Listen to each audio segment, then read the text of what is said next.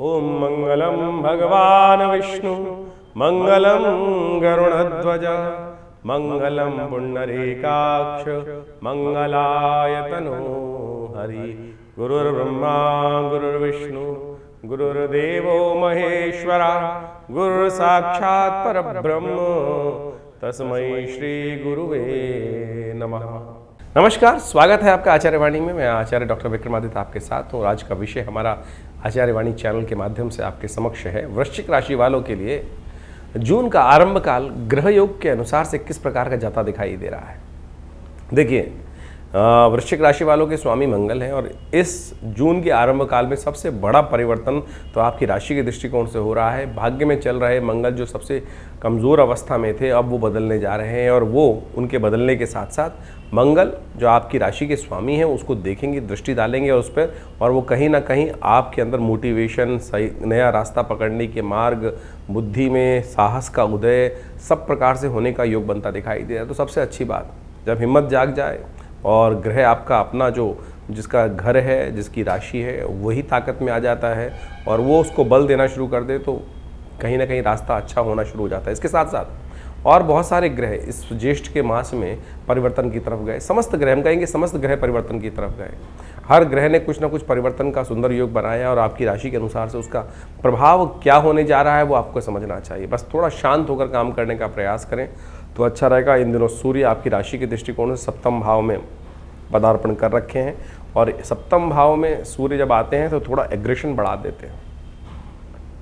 ग्रह योग के दृष्टिकोण से इस वक्त भी हम आपकी राशि के दृष्टिकोण से देखें तो बुद्धि में शनि महाराज का योग चल रहा है, तो वो खास तौर पर बुद्धि में तर्क वितर्क और साथ साथ आलस और साथ साथ जिदपना कहीं ना कहीं उत्पन्न करते दिखाई दे रहे हैं। उसके साथ साथ सूर्य भी सप्तम भाव में चल रहे हैं, तो ये सब हम ही जो सोचे वही ठीक है, ये गलत रहता है। हाँ, साहस में अद्भुत रूप से वो वृद्धि के योग बनते दिखाई दे रहे हैं, वो आपके लिए बहुत पॉजिटिव रहेगा। और उसके साथ साथ कई प्रकार से नया रास्ता देखने के योग भी बनते दिखाई दे रहे हैं। धन के मामले में बृहस्पति पूरी तरह से साथ देते दिखाई दे रहे हैं, क्योंकि बृहस्पति का परिवर्तन जो इसी ज्येष्ठ के मास में हुआ है वो भी कहीं ना कहीं आपके लिए कल्याणकारी योग बनाता दिखाई देगा। इन समस्त ग्रहों का प्रभाव क्या होने वाला है वो आप समझ लीजिए। सबसे पहले हम बात कर लेते हैं 1 तारीख से 1 जून से रविवार का दिवस है और साथ साथ ज्येष्ठ मास का षष्ठी का तिथि का योग है शुक्ल पक्ष की, और उस दिन ग्रह नक्षत्रों के दृष्टिकोण से ओवरऑल ग्रह आपके लिए अच्छे दिखाई दे रहे हैं और भाग्य से कहीं ना कहीं धर्म की तरफ आस्था जागती दिखाई दे रही है और धर्म के साथ चलने से आपके लिए मन में शांति का वातावरण बन सकता है। लेकिन ध्यान रखिएगा, थोड़े से इस बात का ध्यान रखने की ज़रूरत है कि कुछ लोग गलत जो है वो गलत रास्ते पर आपको डालने का प्रयास कर सकते हैं। उनसे बच के रहेंगे तो अच्छा रहेगा। धर्मयुक्त कार्य करें तो वो आपके लिए अच्छा है। धर्म में आस्था, धर्म की प्रथा प्रति रुझान बढ़ने के योग दिखाई देते हैं। कोशिश करें, यज्ञ करें, भगवान का नाम स्तवन करें।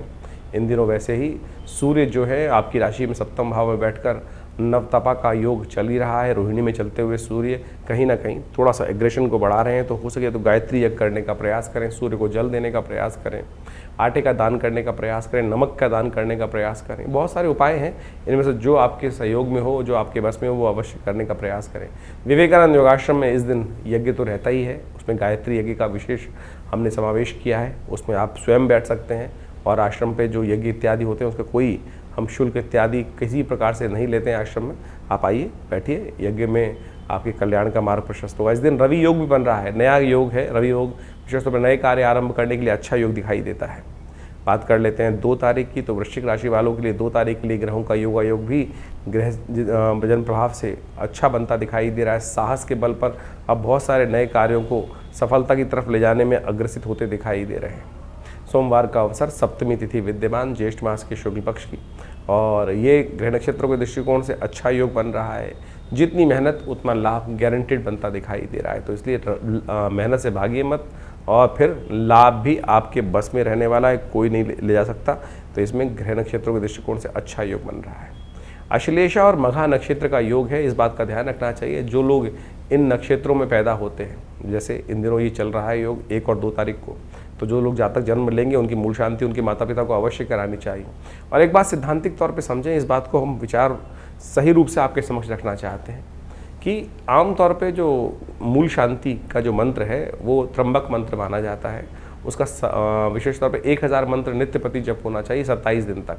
27 दिन बाद ये नक्षत्र घूम कर आते हैं और 27वें दिन इसकी पूर्णाहुति होनी चाहिए। आमतौर पर जब मूल शांति कराई जाती है तो हर रोज़ 1000 मंत्र का जप करके दशांश उसका यज्ञ होना चाहिए। उसके बाद 27 जो कर्मकांड का सिद्धांत है उसका पालन होना चाहिए। लेकिन होता क्या है, केवल दिखाने के लिए वो 27वें दिन जो पंडित जी हैं तथाकथित तौर पे जो आपके नाम पे अनुष्ठान करने के लिए कार्यकर्ता करते हैं, तो वो केवल फालतू की ड्रामेबाजी करते रहते हैं, लेकिन उसका मूल जो रूप है 27,000 मंत्र का जप वो नहीं होता है, और वो नहीं होगा तो मूल शांति होगी नहीं। इसलिए या तो आप स्वयं कर लें, और जब भी ये नंबर आए त्र्यंबक मंत्र का 1,000 नित्य प्रति जप करके दशांश यज्ञ करते चले, कम से कम इससे आपके ग्रह का निवारण तो आपको प्राप्त होगा।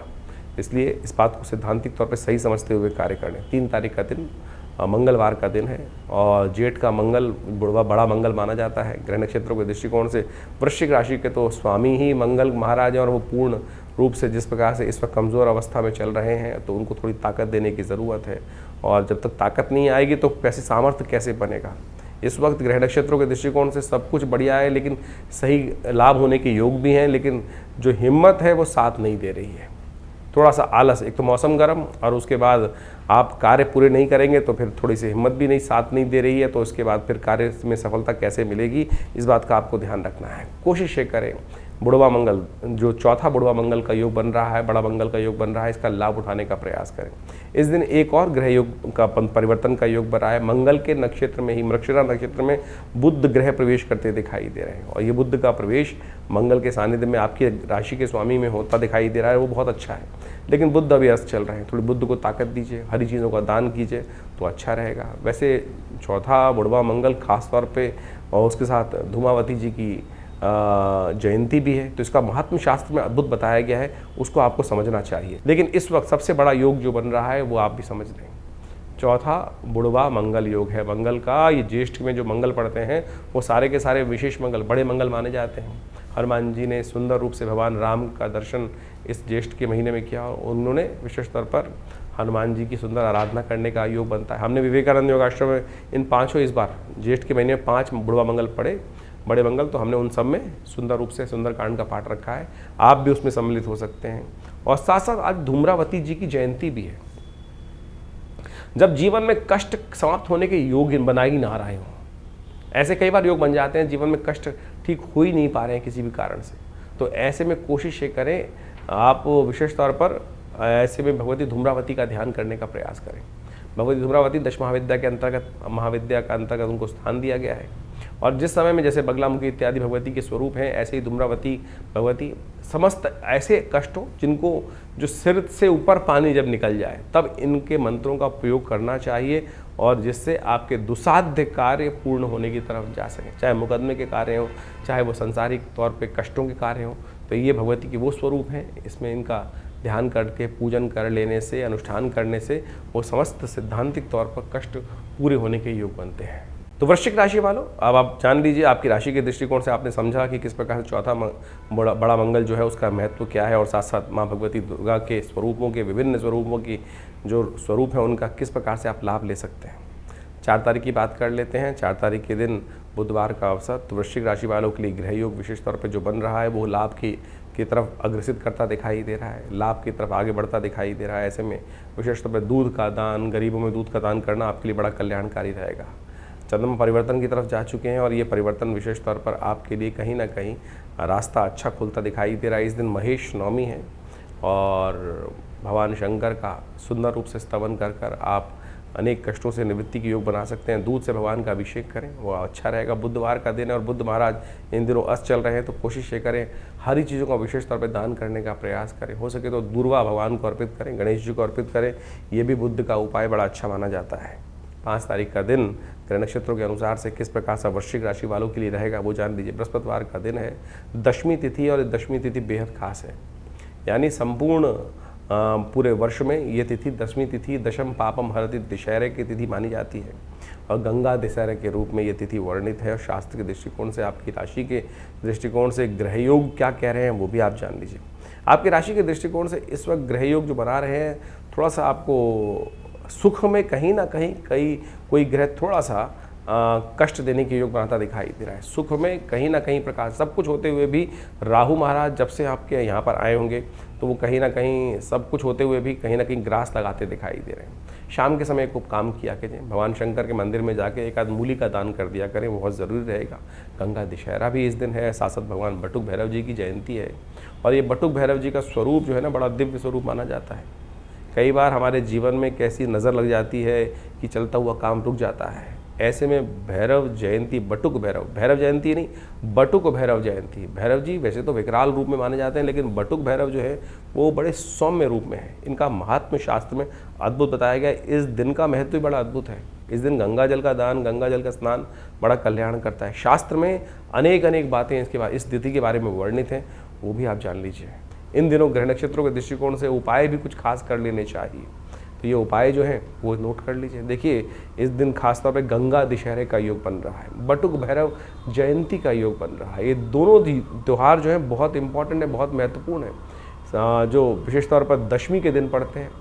ज्येष्ठ मास की दशमी के दिन गंगा का अवतरण हुआ, और गंगा का अवतरण इस संसार के कल्याण के लिए महाराज भगीरथ ने, कहा जाता है कि अपनी 3 पीढ़ी तक भगीरथ का जो पीढ़ी थी वो भगवान की आराधना करते रहे। महाराज सगर के जो 60,000 पुत्रों को श्राप दे दिया गया था महर्षि कपिल के द्वारा।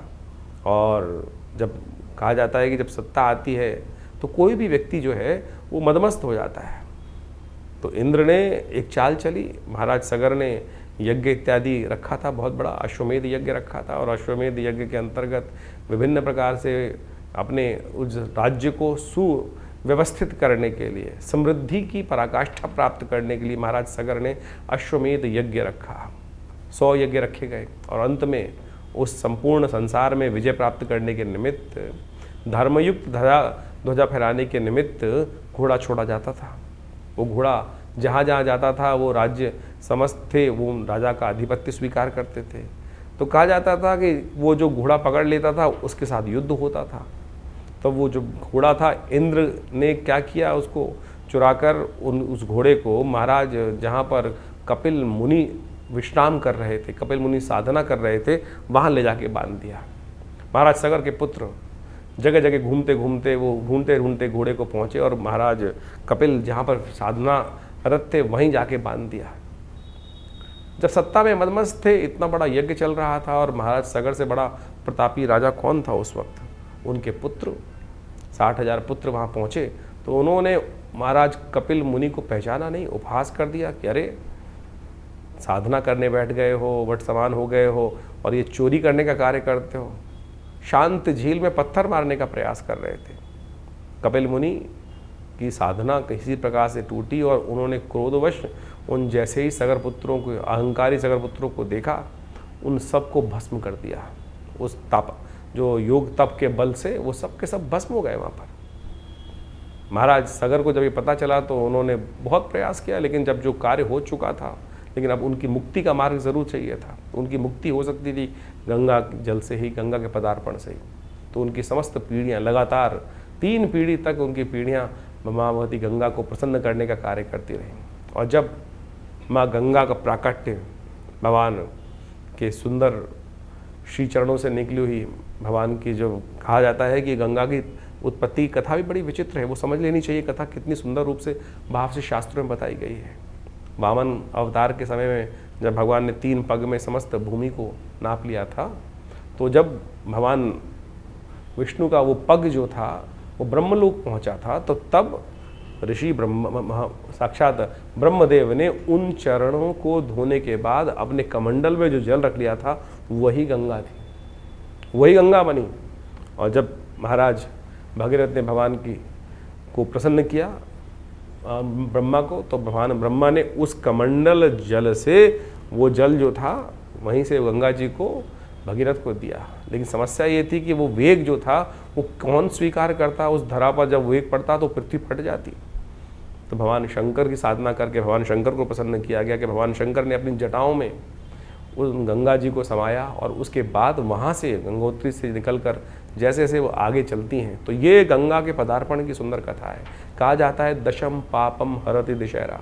संसार में जो 10 प्रकार के पाप हो सकते हैं, उन सबसे निवृत्ति जो हो सकती है वो केवल एक बार उस गंगा जल में स्नान कर लेने मात्र से ही हो जाती है। तो इस दिन विशेष तौर पे अवश्य माँ गंगा के जल में स्नान करना चाहिए। गंगा जल का दान करने का भी महत्व अद्भुत बताया गया है। तो ये सब चीज़ें अवश्य करने का प्रयास करें। माँ गंगा की सुंदर आरती करें और समस्त पाप नाशिनी गंगा का सुंदर स्तवन करें। कल्याण का मार्ग प्रशस्त होता है। उसके साथ साथ बटुक भैरव जयंती भी है इस दिन। बटुक भैरव जयंती बड़ी एक ऐसा स्वरूप है भगवान शंकर का जो सशरीर उत्पन्न हुए। कहा जाता है कि एक ब्राह्मण थे, ये कथा भी बड़ी सुनने लायक है, इसको समझना चाहिए। और कहा जाता है कि एक ब्राह्मण थे, काशी के अंदर रहते थे, उनको संतान नहीं थी। भगवान से आशीर्वाद प्राप्त करने के कारण से सशरीर पूरे शरीर के साथ शिवलिंग से प्रकट हुए भगवान बटुक भैरव। और ये 8 साल के बच्चे के स्वरूप में है। इनका मंत्र है ओम ह्रीं बटुकाय आपत उद्धारणाय कुरु कुरु बटुकाय ह्रीं स्वाहा। समस्त आपत्तियों से रक्षा करने वाले, कैसे भी तांत्रिक प्रयोग हों, कैसे भी जीवन के कष्ट हों, कोई भी किसी ने नज़र लगा दी, कुछ लगा दी, तो यदि उन भगवान का और बटुक भैरव जी के इस मंत्र का जप कर लिया जाए, और उनके भी एक विधि है। हमने ऐसे ऐसे अकाट्य प्रयोग देखे कि जब कोई अनेक प्रकार के किसी ने कुछ नेगेटिव प्रयोग कर दिए, कुछ ना कुछ समस्याएं, ब्लैक मैजिक जिसको बोला जाता है, वो सब किसी ना किसी व्यक्ति के जीवन में हो गया। तो यदि उसको आटे के मीठे गुलगुलों के द्वारा उनका पूजन करने के बाद उनके हवन को यदि इस मीठे गुलगुलों के द्वारा कर लिया जाए, ओम ह्रीं बटुकाय आपत उद्धारणाय कुरु कुरु बटुकाय ह्रीं स्वाहा, इस मंत्र का उच्चारण करते हुए, तो कैसा भी नेगेटिव प्रयोग आपके जीवन में, चाहे फैक्ट्री पे, चाहे दुकान पर, चाहे घर में, चाहे बच्चे पर, चाहे किसी पर भी कई बार हो जाता है। देखिए, किसी घर को तोड़ना तो बड़ा आसान है, बुलडोजर लगा दीजिए टूट जाएगा, कुछ ना कुछ और विस्फोट कर दीजिए टूट जाएगा, बनाने में कितना टाइम लगता है। तो यही इसी प्रकार से कैसे भी नेगेटिव प्रयोग यदि कोई कर दे किसी के ऊपर, जैसे नज़र लग गई किसी व्यक्ति की, और नज़र भी किसी विशेष व्यक्ति की जब लगती है तो बने बनाए बड़े बड़े महल भी खराब हो जाते हैं, अच्छा भला पहलवान व्यक्ति भी खराब हो जाता है। उन सब से आपत्तियों से रक्षा करने वाला ये अद्भुत मंत्र है ओम ह्रीं बटुकाय आपत उद्धारणाय कुरु कुरु बटुकाय। और भगवान बटुक भैरव जी का मनोकामना अष्टक, जो भैरव अष्टक जो है, वो भी बड़ा चमत्कारी है। समस्त मनोकामनाओं को पूर्ति करने वाला ये बटुक भैरव अष्टक माना जाता है। तो इनका भी इस दिन स्तवन कर लेने से समस्त प्रकार के मनोरथ सिद्ध होने के योग बनते हैं। तो अवश्य इस जो ज्येष्ठ मास के शुक्ल पक्ष की दशमी होती है, इस दिन गंगा जी का अवतरण और साथ साथ भगवान बटुक भैरव जी की जयंती का शास्त्र में वर्णन किया गया है। तो आप इन दोनों उत्सवों को आनंदपूर्वक मनाएं और सुंदर रूप से अपने कष्टों को दूर करने के लिए इन सब विधियों का सहारा लीजिए। शास्त्र में वर्णित है, हमने हज़ारों लोगों पर इसका प्रयोग करके देखा और बिल्कुल चमत्कारिक है। और इसका एक यंत्र भी बनता है, भैरव जी का यंत्र। जब कैसे भी घर में यदि कई बार क्या होता है कि कई बार नेगेटिव प्रयोगों को बचाने के लिए लोग, आपने देखा होगा कि वो लुट्टियाँ लगा देते हैं जीभ पे लटकी हुई बाहर, और नज़र से बचाने के लिए, नज़र दोष से बचने के लिए। लेकिन शास्त्र विधि के अनुसार सबसे श्रेष्ठ रहेगा जो बटुक भैरव यंत्र की स्थापना यदि घर के बाहर, फैक्ट्री के बाहर, दुकान के बाहर या व्यावसायिक स्थल के बाहर या आपके घर के अंदर रख दिया जाए, तो क्या होता है, कैसे भी नेगेटिव प्रयोग जो हों, जो भी तांत्रिक प्रयोग हैं, गलत प्रयोग हों, उन सब से रक्षा करने के लिए ये भैरव जी के मंत्र से सिद्ध करा हुआ जो यंत्र है वो अद्भुत रूप से कार्य करता है। तो आपको उसका सानिध्य लेकर रखना चाहिए। वो बहुत सुंदर योग देता है, कष्टों को दूर करने का योग बनाता है। तो वृश्चिक राशि वालों, आपने अभी समझा कि किस प्रकार से शास्त्र में जो वर्णन मिलता है विशेष तौर पर गंगा दशहरे का और बटुक भैरव जयंती का, और कैसा चमत्कारी मंत्र है जो हमने आपको बताया, इसको जप कर देखिए, बिल्कुल आपके जीवन में परिवर्तन का युग अद्भुत बनेगा। अब हम बात कर लेते हैं विशेष तौर पर एक निर्जला एकादशी की। 6 तारीख को वृश्चिक राशि वालों को समझना चाहिए, उस दिन शुक्रवार का अवसर है और एकादशी है, बेहद खास एकादशी है। वर्ष में एक ही एकादशी है जिसको यदि कर लिया जाए तो पूरी की पूरी 24 एकादशी, मैं कहूँगा 26 की 26 एकादशियों का लाभ मिल जाएगा ऐसे में। क्योंकि जो अधिक मास में 2 एकादशी आती हैं उनको भी एकादशी गिना जाता है, लेकिन उसमें भी सबसे बड़ी महत्वपूर्ण एकादशी ये निर्जला एकादशी मानी जाती है। ग्रह नक्षत्रों के दृष्टिकोण से आपकी राशि में महत्वपूर्ण परिवर्तन का योग बनता दिखाई दे रहा है, लेकिन थोड़ा खर्चों को कंट्रोल करना पड़ेगा। गजकेसरी योग जरूर बनकर तैयार होता दिखाई दे रहा है, लेकिन जब तक खर्चों पे कंट्रोल नहीं करेंगे तब तक जीवन में थोड़े कष्ट होने के योग दिखाई देते हैं। सबसे बड़ा परिवर्तन तो ये है, बृहस्पति के साथ बुध का पदार्पण हो रहा है आपके अष्टम भाव में। बुध का ये परिवर्तन, विशेष तौर पर जो सुबह सुबह परिवर्तन का योग बन रहा है, ये आपके लिए कहीं ना कहीं कई मामलों में कई चीज़ों को अच्छा करने के रास्ते की तरफ जाता दिखाई दे रहा है, लेकिन थोड़ा सा मन की दुविधाएं जो हैं उनको ध्यान रखना पड़ेगा। मन इस वक्त बटा हुआ है कई जगहों में, हिम्मत अंदर से है नहीं, क्योंकि मंगल अभी ताकत में नहीं है और मंगल बहुत जल्दी ताकत में आने वाला है। और बाह्य रूप से लग रहा है कि पता नहीं मन इस प्रकार से भाव में चल रहा है, करूंगा तो लाभ मिलेगा नहीं मिलेगा, कहीं खर्चा और ना हो जाए, ऐसी स्थिति बनती दिखाई दे रही है। तो सबसे पहले तो इस निर्जला एकादशी के दिन भगवान को समर्पित करने का प्रयास करें। देखिए, आए थे हम हरि भजन को ओटन लगे कपास। इस जीवन के वास्तविक अर्थ को समझें, उस परमात्मा तत्व की उपासना करने का ये सुंदर तप का जीवन है। वो कैसे निर्जला एकादशी, किसने इस निर्जला एकादशी का महात्म लिया है, उसके महत्व को समझा है, तो आप वो भी समझें और देखिएगा इतना सुंदर योग है इसका। यदि तप करें ना इस दिन तो कल्याण का योग बन सकता है। इस दिन निर्जला एकादशी है, ये भीमसेन एकादशी के रूप में भी जानी जाती है। कहा जाता है कि संपूर्ण जो एकादशी हैं, जो 12 की 12 एकादशी जो आती हैं, पूरे 12 महीनों में एकादशी होती हैं, जो 24 एकादशी टोटल पड़ी, उन सब में यदि निर्जला एकादशी का व्रत एक बार कर लिया जाए तो उनके पूरे के पूरे वर्ष की जितनी एकादशी हैं उन सब का फल प्राप्त हो जाता है। भीमसेन ने एक बार महर्षि व्यास से प्रेरित होकर इस समय में व्रत रखा था। जेठ के महीने में तप रहा हो सूर्य, और ऐसी स्थिति में जब विशेष तौर पर आप समझें कि जो रोहिणी नक्षत्र में सूर्य चल रहे हों और ऐसे में ताप पड़ रहा हो, पूरी तरह से नव तपा का समय चल रहा हो, और ऐसे में जेठ में ये एकादशी पड़ती है, तो ऐसे में पूरी तरह से निर्जल, एक क्षण मात्र, एक जो बिंदु मात्र भी जल अंदर ना जाए, केवल आचमन करने की आज्ञा होती है इतनी कि बस केवल मुंह में जो पानी जो आचमन करने की आज्ञा उतना ही, यदि शौच इत्यादि की बात करना पड़े तो वो ऐसे में केवल पूरा सूर्य उदय से लेकर अगले दिन सूर्य उदय तक निर्जल तौर पर रहते हुए, व्रत रखते हुए, यदि भगवान का स्तवन करते हुए, भगवान की कथा का पाठ करते हुए, ओम नमो नारायणाय, ओम नमो भगवते वासुदेवाय का स्तवन करते हुए, ये नहीं सोचते हुए कि आज जल नहीं मिला, आज जल नहीं मिला, जल नहीं मिला, ऐसे ही करते करते व्रत नहीं रखना है। भगवान का स्तवन, भगवान की कथा करते हुए कार्य करना चाहिए, और उससे आपके समस्त मनोकामना सिद्धि के योग बन जाते हैं। तो ऐसे में देखिए, लोग पुण्य कमाने के लिए इस दिन जल का दान करते हैं। वैसे तो निर्जला एकादशी का रूप में व्रत रखने का विधान है, लेकिन छबीली लगती है, लोग बांटते हैं। जल का दान करने की परंपरा भारतीय संस्कृति में अनादि काल से रही है। लोग कुएं बनवाते थे, बावड़ियाँ खुलवाते थे और साथ साथ प्याऊ लगाते थे। ये भारतीय संस्कृति ही है, शायद किसी और संस्कृति में ऐसी व्यवस्था करने की परंपरा नहीं रही। हमारे ही संस्कृति के अंदर जल की व्यवस्था तक का दान करने की परंपरा अनादि काल से चलती आई है। तो इसका पुण्य लाभ हम सबको लेने का प्रयास करना चाहिए। और इस दिन विशेष तौर पर भद्रा का योग भी बन रहा है, जो भद्रा करीब करीब दोपहर को 3:30 बजे के बाद रहेगी। तो नए कार्यों का आरंभ करने से इस दिन बचना चाहिए। इस बात का ध्यान रखते हुए कार्य करेंगे तो अच्छा रहेगा। तो ये निर्जला एकादशी अद्भुत है, और इसका लाभ शास्त्र में जिस प्रकार से वर्णित है, उसका महात्मा हमने आपको समझाने का प्रयास किया। उसको अवश्य अपने जीवन में उतारें, और अब छोटा सा प्रयास देखिए कितना सुंदर रूप से कल्याण का योग बनाएगा।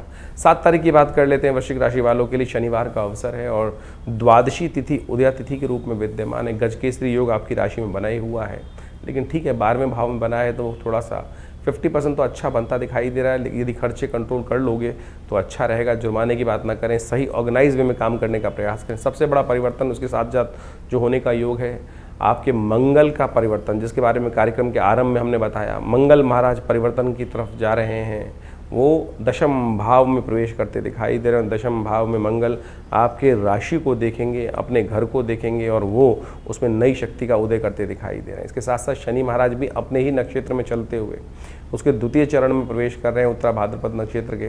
तो ये भी कहीं ना कहीं आपके लिए कुछ पॉजिटिव योग बनाते दिखाई दे रहे हैं। चंपक द्वादशी है इस दिन। हो सके तो अपने ग्रहों को ताकत देने के लिए, शनि को अनुकूल करने के लिए, मंगल को अनुकूल करने के लिए बंदरों में कोशिश करें केले का वितरण करने का प्रयास करें। बंदरों जहाँ दिखाई दे जाए तो 3-4 केले लेके डाल दीजिए, देखिए परिवर्तन का अच्छा योग बनेगा। 8 तारीख रविवार का अवसर है, और इस दिन द्वादशी तिथि दिल्ली के पंचांग के अनुसार से वृद्धि की तरफ जा रही है। और जिस पक्ष में, जिस मास में एक तिथि घटे, दूसरे पक्ष में वो तिथि बढ़ जाए तो एक तिथि का सुंदर योग बनता है। जो एक महंगाई का योग दौर चल रहा होता है, उसमें कहीं ना कहीं कंट्रोल करने का योग बनता दिखाई दे रहा है। ऐसे में दिखाई देता है कि बहुत सारी चीज़ों में भाव, रुई में, चने में, भूस इत्यादि में, और बहुत सारी चीज़ों में ऑर्गेनाइज वे में चीज़ों में कंट्रोल आने का योग बनता दिखाई देगा, और आपके लिए अच्छा योग बनता दिखाई दे रहा है। गज केसरी योग बनाए हुआ है, ये आपके लिए सुंदर है, लाभ के रास्ते को प्रशस्त करता दिखाई दे रहा है। तो ऐसे में बस स्वास्थ्य का थोड़ा ध्यान रखते हुए कार्य करेंगे तो अच्छा रहेगा।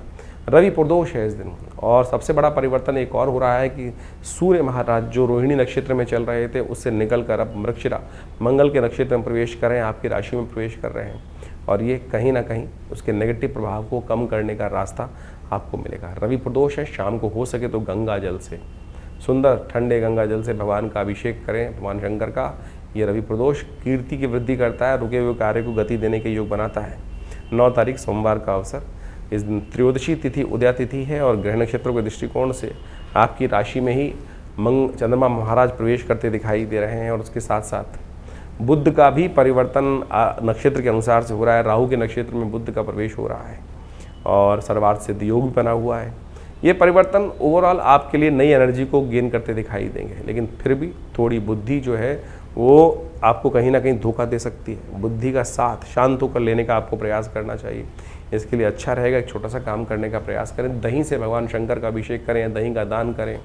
हो सके तो थोड़ा दही लेकर आप भगवान शंकर की पिंडी पर ओम नमः शिवाय का पाठ करते हुए उसको अर्पित करने का प्रयास करें। ये बुद्ध का उपाय होगा और उससे परिवर्तन का योग बनेगा। 10 तारीख मंगलवार का अवसर, चतुर्दशी तिथि विद्यमान है और इस दिन इस मास का, ज्येष्ठ के मास का अंतिम बड़ा मंगल पड़ रहा है और इन संपूर्ण पांचों के पांचों बड़े मंगल पर सुंदर रूप से हमें जितना हो सके भगवान का स्तवन करने का प्रयास करना चाहिए। इस दिन बुध ग्रह उदय होने की तरफ जा रहे हैं और ये आपकी राशि के दृष्टिकोण से बड़ा अच्छा रहेगा, क्योंकि आपकी राशि के दृष्टिकोण से देखें तो आपके लाभ के स्वामी बुध महाराज हैं और वो अस्त पिछले काफ़ी लंबे समय से चल रहे थे। अब उदय होने के साथ साथ आपके लिए कहीं ना कहीं पॉजिटिव रिजल्ट देने के योग बनाएंगे और बहुत तेज़ गति से आगे चलेंगे। मार्गी भी हैं, आगे भी बढ़ने का प्रयास कर रहे हैं, तो ये आपके लिए कहीं ना कहीं स्थिति को सही रास्ते पर डालने का जो विचार मन में आ रहे हैं उन पे कार्य कर पाएंगे, ऐसे योग बनते दिखाई दे रहे हैं। भद्रा भी बन रही है, ध्यान रखिएगा दोपहर को 11:35 के बाद नए कार्यों में हाथ न डालें। सत्यव्रत इसी दिन रहेगा, भगवान का सुंदर स्तवन करें और जैसा बड़ा मंगल का योग हमने बताया आपको, हमने पाँचों बड़े मंगल पर आश्रम पे सुंदरकांड का पाठ रखा। इस पर कार्यक्रम पे भी इस दिन भी यानी 10 तारीख को भी विशेष तौर पर अंतिम बड़ा मंगल जो पड़ रहा है, इसमें विशेष आश्रम पे कार्यक्रम रखा गया है। सुंदरकांड का पाठ रहेगा, हनुमान जी का स्तवन रहेगा और साथ साथ हनुमान जी को चोला चढ़ाया जाएगा। तो आप अवश्य अपने नाम से भी पाठ करा सकते हैं और स्वयं करें अपने घर में बैठकर, तो बहुत अच्छा है। यदि नहीं कर पा रहे हैं तो फिर आश्रम के इस व्यवस्था का सहयोग ले सकते हैं। फ़ोन नंबर पर संपर्क साध के भगवान का सुंदर स्तवन अपने नाम से करिए। नहीं कर सकते हैं तो कम से कम करवाइए, देखिए लाभ होगा। जो ज्योतिष का ग्रह योग आपने अभी समझा, किस प्रकार से ज्येष्ठ के अंतिम भाग में, ज्येष्ठ मास के अंतिम भाग में जो ग्रहों का योग बन रहा है, विभिन्न परिवर्तन के योग बने इस ज्येष्ठ के मास में। यानी अगर ज्योतिष के दृष्टिकोण से आप देखें कि शनि को छोड़कर बाकी समस्त ग्रह अपनी अपनी राशि से परिवर्तन का योग इस ज्येष्ठ के महीने में बना चुके हैं और इन सब का प्रभाव आपकी जन्मपत्री के अनुसार से आपके जीवन पर गोचर का प्रभाव अवश्य हो रहा होगा और उस प्रभाव को यदि समझा सकता है, कोई समझ सकता है, तो ज्योतिष की गणना के द्वारा ही समझा जा सकता है। इस समय की चाल को समझना ही सबसे बड़ा महत्वपूर्ण है। देखिए ये वैज्ञानिक युग है, इसके अंदर कुछ भी हम जो भी कार्य करते हैं उसको एनालाइज कर लें, समझ लें क्या कुछ प्रभाव कर रहे हैं, क्या करने से क्या प्रभाव उत्पन्न होगा, उसको अच्छे से एनालाइज किया जा सकता है। आधुनिक विज्ञान ने यही समझाने का प्रयास किया और ज्योतिष विज्ञान भी आधुनिक विज्ञान के साथ साथ उन दैविक योगों को आपके मत में, आपकी मति में, आपकी बुद्धि में डालने का प्रयास करता आया है कि क्या ग्रहों का प्रभाव किस प्रकार से आगे आने वाले समय में होने वाला है और उसको समझकर जो बुद्धिमान व्यक्ति उसका लाभ उठाने का प्रयास करते हैं वो जीवन में सफलता को प्राप्त कर लेते हैं। भ्रांति करने वाले, अनेक प्रकार से कटाक्ष करने वाले इस संसार में सदा हैं, सदा रहेंगे ही। कई लोगों की भ्रांति हर क्षेत्र में होती है। वैज्ञानिक तरक्की हो रही है तो क्यों हो रही है, उसका क्या लाभ है, क्यों करनी है, किस प्रकार से करनी है, गाड़ी आई तो क्यों आई, विमान बने तो क्यों बने, दवाइयाँ बनी तो क्यों बनी, किस प्रकार के कटाक्ष लोग करते रहेंगे। जिन्होंने कहा कहना है, कुछ ना कुछ कटाक्ष निकालना है, कुतर्क करना है, वो करते रहेंगे। बुद्धिमान व्यक्ति उन कुतर्कों पे ध्यान नहीं देते और अपनी आगे गति बढ़ाने के लिए जीवन में हर प्रकार से सद्मार्गों पर चलने का यथाउचित भाव से प्रयास करते हैं। ज्योतिष का मत अनादिकाल से भारतीय संस्कृति में रहा है और वो प्रत्यक्ष रूप से बिल्कुल सही है। उसका प्रभाव समझने के लिए बहुत चीज़ों को समझना चाहिए और ज्योतिष के आचार्यों ने अनादिकाल से इस सुंदर व्यवस्था को, विज्ञान को जिस प्रकार से बनाया है, उसके जो गणित के भाग हैं वो आज भी बिल्कुल जो सटीक गणनाओं के अनुसार से निकलते हैं।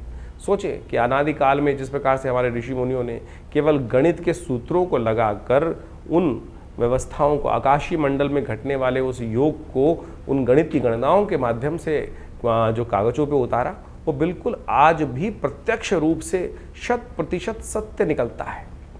इसको भी आपको आश्चर्य के तौर पे स्वीकार करना चाहिए। तो फिर कैसे विज्ञान नहीं है? तो तथाकथित तौर पर बहुत सारे लोग अनेक प्रकार से आपके मनोमस्तिष्क में विडंबनाएं उत्पन्न करने का प्रयास करेंगे। बुद्धिमान व्यक्ति अपने जीवन को सही राह पर डालने के लिए इस विज्ञान का लाभ लें और उससे कई बार ऐसी समस्या हो जाती है कि हम कई प्रकार से भ्रांति में फंस जाते हैं।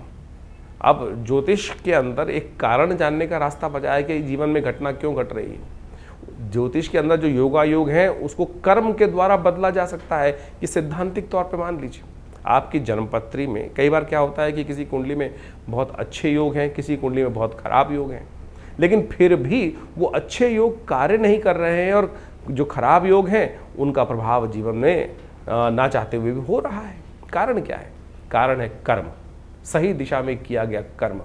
यदि देखिए आपकी जन्मपत्री जो है वो पूर्व अर्जित कर्मों के अनुसार का कर्मों का लेखा जोखा है। जैसे आपने एक वर्ष में कार्य किया, उसके अंत में एक बैलेंस शीट बनाई और उस बैलेंस शीट के अनुसार से जो भी आपका लेखा जोखा कार्य किया गया उसका पूरा प्रभाव वहाँ दिखाई दे जाता है। बुद्धिमान सीए जो होंगे, ऑडिटर होंगे, उसको देख के समझ जाएंगे कि इस व्यक्ति ने किस प्रकार का, इस कंपनी ने कैसा कार्य किया है और आगे आने वाले में कंपनी किस प्रकार का कार्य करने के लिए रास्ता अपना सकती है। लेकिन यदि आने वाले समय में उस कंपनी ने, उस व्यक्ति ने कार्य ही नहीं किया, कर्म ही नहीं किया, सोया रहा या नुकसान के सौदे कर लिए, तो फिर क्या उसकी बैलेंस शीट, पूर्व की बैलेंस शीट जो है उसके ऊपर कोई चीज़ें इस प्रकार से दायित्व डाल सकते हैं। तो वही प्रभाव आपकी जन्मपत्री का है कि आपकी जन्मपत्री जो जन्मकालीन समय में बनकर आई है वो पूर्व अर्जित कर्मों का लेखा जोखा लेके आई है। जिस दिन से आपका जन्म हुआ उस दिन से आपके ग्रह योगों के साथ साथ आपका कर्म जुड़ जाता है। आप कर्म किस दिशा में कर रहे हैं? यदि सदकर्म कर रहे हैं तो वो पुण्यों का भाव से आपके शुभ कर्म जो है वो आगे आकर आपके जीवन में सुख का पदार्पण कर देंगे। और यदि शुभ कर्म नहीं कर रहे हो, अशुभ कर रहे हो जन्म के बाद से, तो समझ लो फिर वो जो पाप प्रवृत्ति व्यक्ति की है वो कहीं ना कहीं कष्ट देने के योग बना लेती है। तो सैद्धांतिक तौर पे हम इस सिद्धांत को समझाने का प्रयास कर रहे हैं कि जो लोग समझते हैं कि डेस्टिनी डिफाइंड है, ऐसा नहीं है। चेंज कर सकते हैं आप अपने कर्मानुसार। तो ज्योतिष का ये प्रत्यक्ष प्रभाव, कई लोग सरेंडर कर देते हैं कि अगर मेरी कुंडली में दरिद्र योग है तो मैं दरिद्र ही रहूँगा। ऐसा नहीं है भाई। दरिद्र योग है तो उसको परिवर्तन कर कर आप उसको शुभ योग बना सकते हो।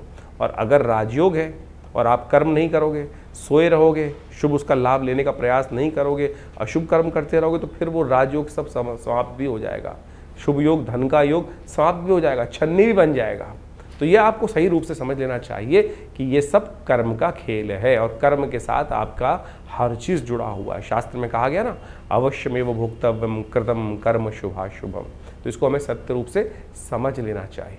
और अनेक प्रकार से रास्तों को समझाने के लिए शास्त्र में विभिन्न प्रकार के माध्यमों से उन सब सिद्धांतों को समझाया जाता है।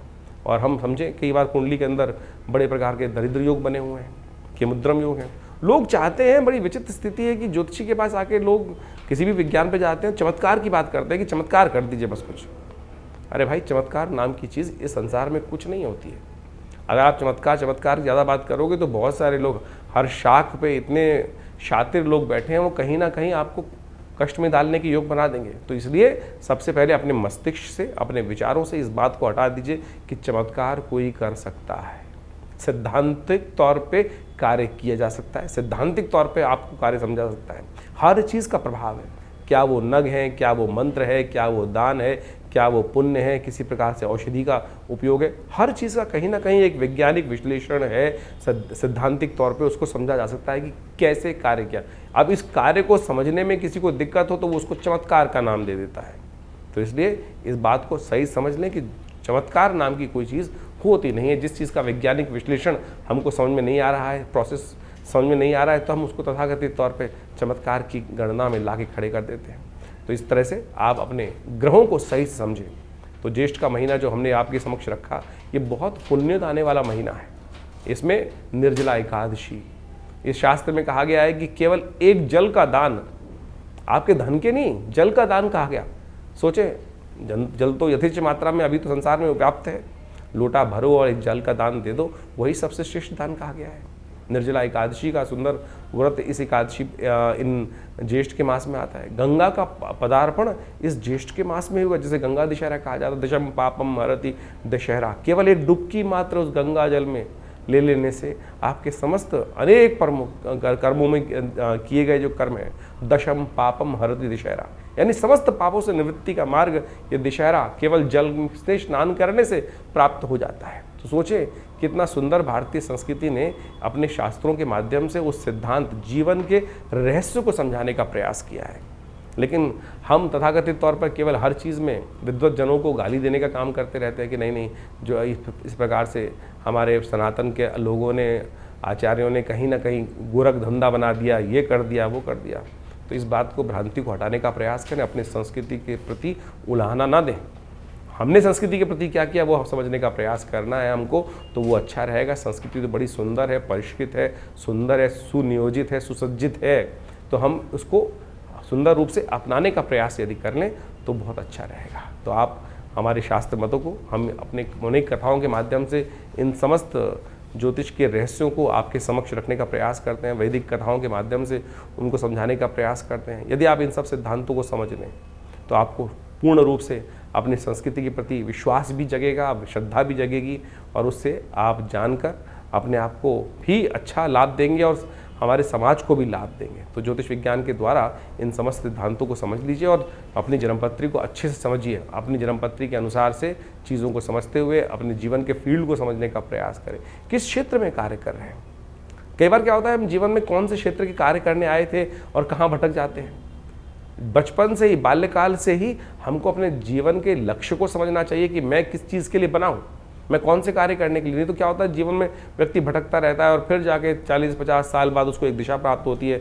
और यदि सही से कोई आचार्य मिल जाए, ज्ञानवान व्यक्ति मिल जाए, तो पहले से बता देगा भाई इस रास्ते पे चल रहे, तो इसके द्वारा सुंदर रूप से रास्ता बन जाएगा और कहाँ प्राप्ति के योग बन जाएंगे। देखिए आचार्य चाणक्य ने किस प्रकार से चंद्रगुप्त को ढूंढा और उसको लगाया, और कहाँ एक गडरी के घर में पैदा हुआ लड़का उस इतने बड़े साम्राज्य का अधिपति बना।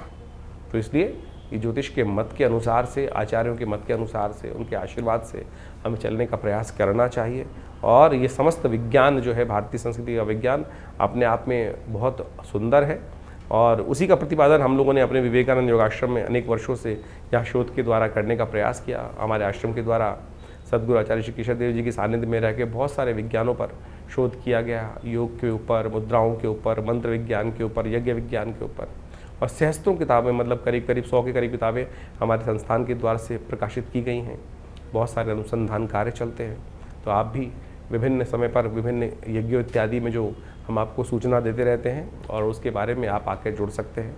और विभिन्न रूप से आश्रम की जो गतिविधियाँ हैं, अस्पताल है, ये मंदिर है, और साथ साथ यज्ञ इत्यादि के जो कर्म हैं, उनमें सब में जुड़कर लाभ लें। आपके जीवन में कल्याण का मार्ग प्रशस्त होगा। धन्यवाद।